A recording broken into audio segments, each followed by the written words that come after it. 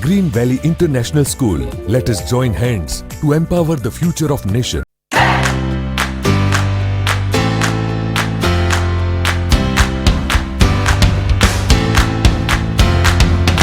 Hello friends, how are you all? Hope you all are fine and safe. Welcome to the online classes of Green Valley International School.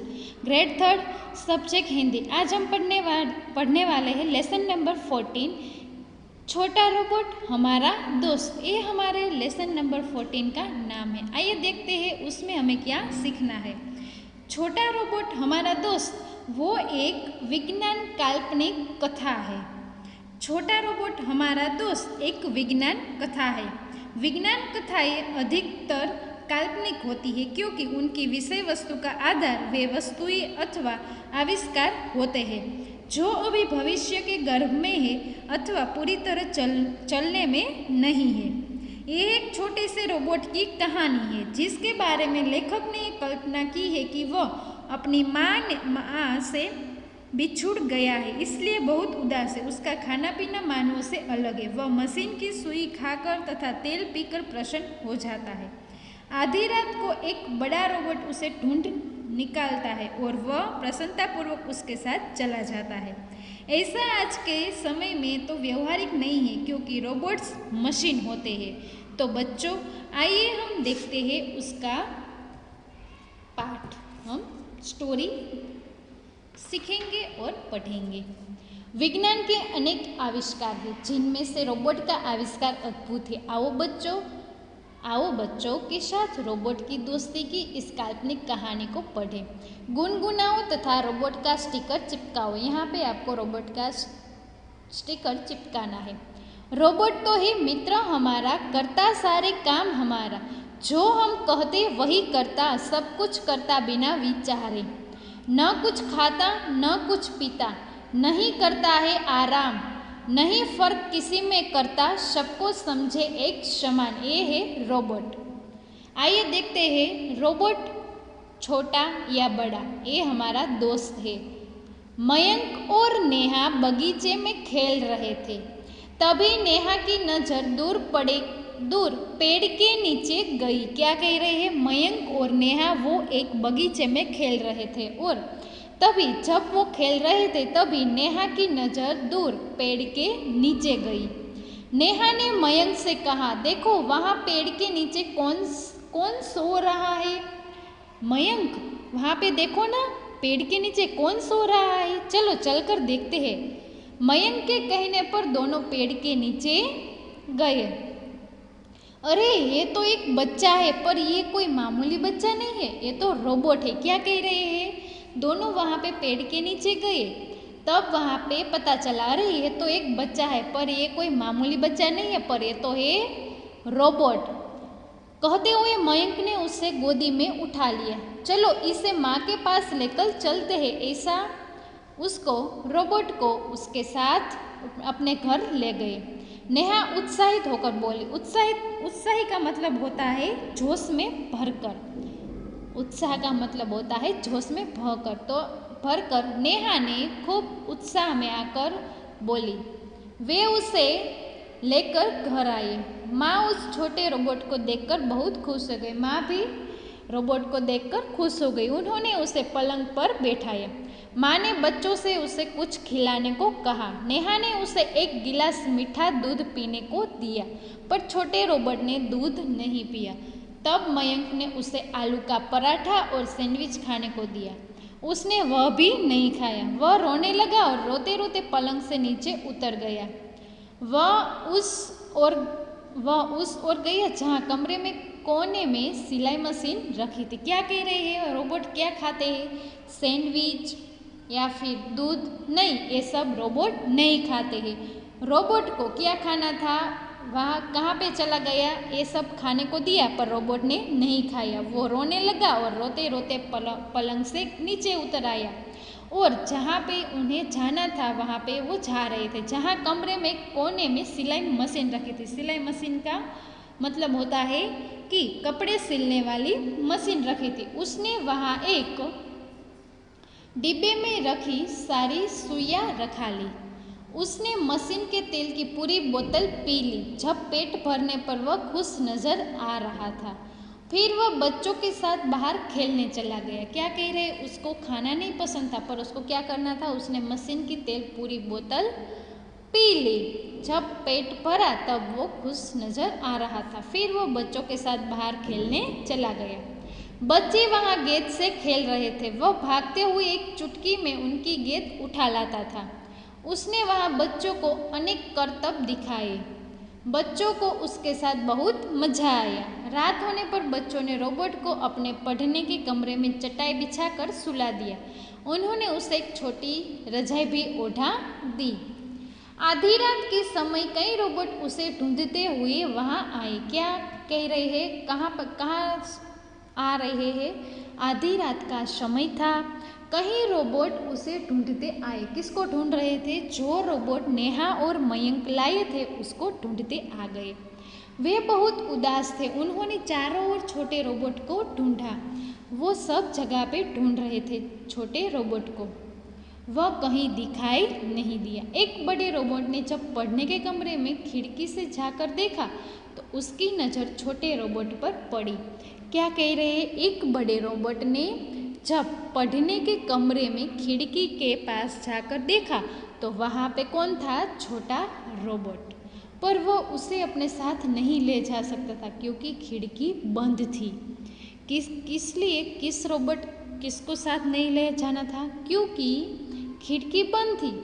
बड़ा robot छोटा robot उसके साथ लेना नहीं जा सकते थे।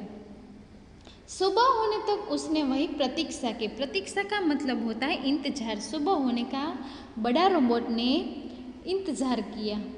सुबह होने पर छोटा रोबोट मयंक और नेहा के साथ बाहर आया। तब बड़े रोबोट ने दौड़कर छोटे रोबोट को गले लगा दिया।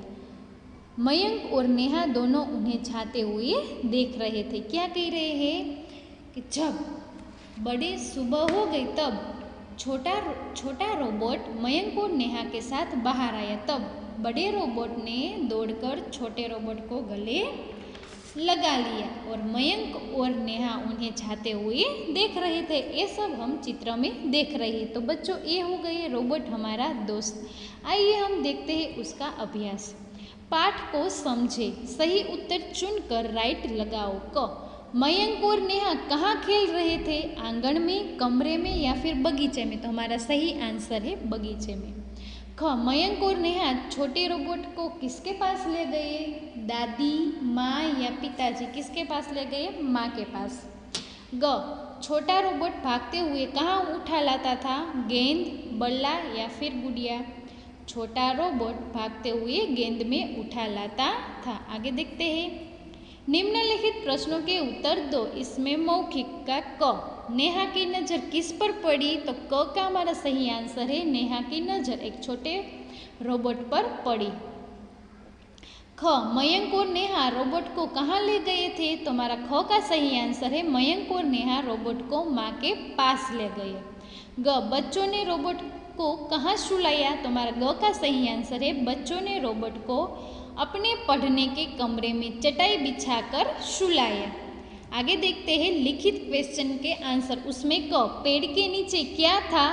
तो हमारा क का सही आंसर है उत्तर देखते हैं हमें। पेड़ के नीचे छोटा रोबोट था। ख, नेहा और मयंक ने रोबोट को खाने पीने के लिए क्या दिया? तो हमारा ख का सही आंसर है नेहा ने उसे एक गिलास मीठा दूध पीने को तथा मयंक ने उसे आलू का पराठा और सैंडविच खाने को दिया। आप सब लोग ने नाम सुनकर मुंह में पानी आ गया होगा। ग, छोटे रोबोट को बड़ा रोबोट रात को अपने साथ क्यों नहीं ले जा सका? क्योंकि छोटे रोबोट को बड़ा रोबोट रात को अपने साथ नहीं ले जा सकता, क्योंकि छोटा रोबोट कमरे के अंदर था और कमरे की खिड़की बंद थी। सॉरी, खिलाड़ी ने खिड़की बंद थी। आगे देखते हैं तीसरा, किसने कहा किससे कहा? तो यहाँ पे पहले किसने कहा वो लिखना है और बाद में किससे कहा वो लिखना है। क, देखो वहाँ पेड़ के नीचे कौन सो रहा है? ये किसने कहा? नेहा ने। किससे? मयंक से। यह तो रोबोट है। मयंक ने कहा किससे? नेहा से। ग, चलो इससे माँ के पास लेकर चलते हैं। किसने कहा ये? नेहा ने। किससे कहा? मयंक से। आगे देखते हैं, भाषा को समझो। क, वाक्यों को शुद्ध करके लिखो। क है हमारा, मयंक और नेहा बगीचे में खेल रही थी। तो हमारा सही वाक्य शुद्ध करके हम लिखते हैं उसका उत्तर, मयंक और नेहा बगीचे में खेल रहे थे। थी नहीं आता, यहाँ पे क्या आता है? थे। ख, दोनों पेड़ के नीचे गए। तो यहाँ पे सही वाक्य शुद्ध करके हम लिखते हैं, दोनों पेड़ के नीचे गए। ग, वे बहुत उदास थी। तो वे बहुत उदास थे। घ, छोटी रोबोट कमरे से बाहर आया। छोटा रोबोट कमरे से बाहर आया। आगे देखते हैं, दूसरा, रंगीन शब्दों के विलोम शब्द लिखकर वाक्य पूरे करो। यहाँ पे जो हमें पिंक कलर में जो शब्द दिए गए हैं उस शब्दों का विलोम शब्द लिखना है और यहाँ पे हमें वाक्य पूरा करना है।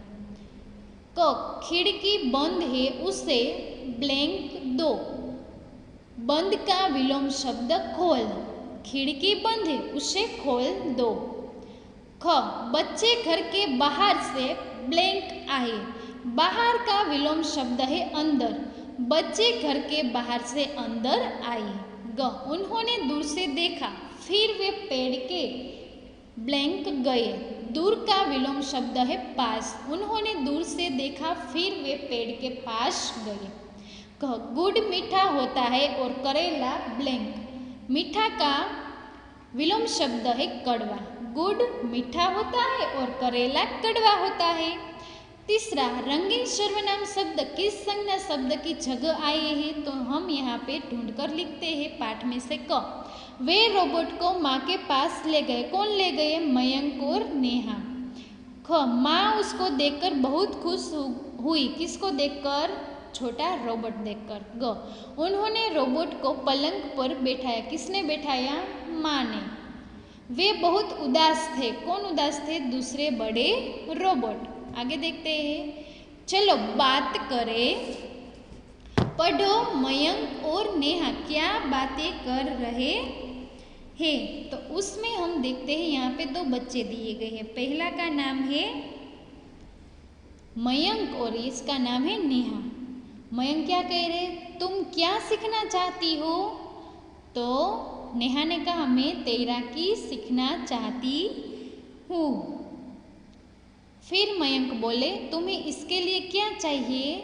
तो नेहा ने बोला, इसके लिए तरना तल, इसका मतलब स्विमिंग पूल और तैराकी सूट होना चाहिए।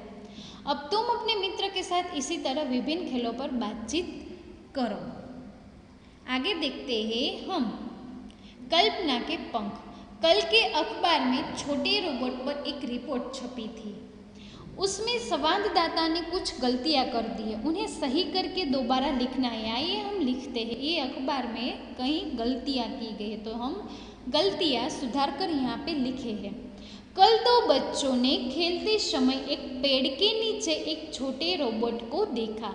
वे उसे अपने घर ले आए। उन्होंने उसे खाना खिलाया। वह कुछ देर तक बच्चों के साथ खेला। रात होने पर बच्चों ने उसे अपने साथ सुलाया। छोटे रोबोट की साथी उसे ढूंढते हुए आए। उसे सोते देखकर उन्हें सुबह होने का इंतजार किया। सुबह छोटा रोबोट अपने साथियों को देखकर बहुत खुश हुआ और वह अपने मित्रों के साथ चला गया। ये हो गए हमारे कल्पना के पंख। आगे देखते हैं रचनात्मक कार्यक्रम। रोबोट का आविष्कार किसने किया? इंटरनेट की सहायता से पता चला हो तो रोबोट का आविष्कार चार्ल्स डेवेल ने 1954 में किया था। किसने किया आविष्कार? चार्ल्स डेवेल ने 1954 में। जीवन कौशल, अगर आपके मित्र में गृह कार्य नहीं किया तो आप क्या करेंगे? उसका गृह कार्य पूर्ण करने में मदद करेंगे, उसे अपनी कॉपी से नकल करने देंगे या फिर अध्यापिका को बताएंगे। तो हमारा क सही आंसर है। उसका गृह कार्य हम पूरा करने में मदद करेंगे। Thank you, have a nice day. तो बच्चों ये हो गई लेसन नंबर 14। जो समझ में नहीं आता है वो मुझे लाइव लेक्चर में बता देना और उसकी एक्सरसाइज आपको टेक्स्ट बुक में लिखनी है और नोटबुक में उसके क्वेश्चन आंसर लिखने हैं और एग्ज़ाम की तैयारी अच्छे से करना। Bye bye, good bye.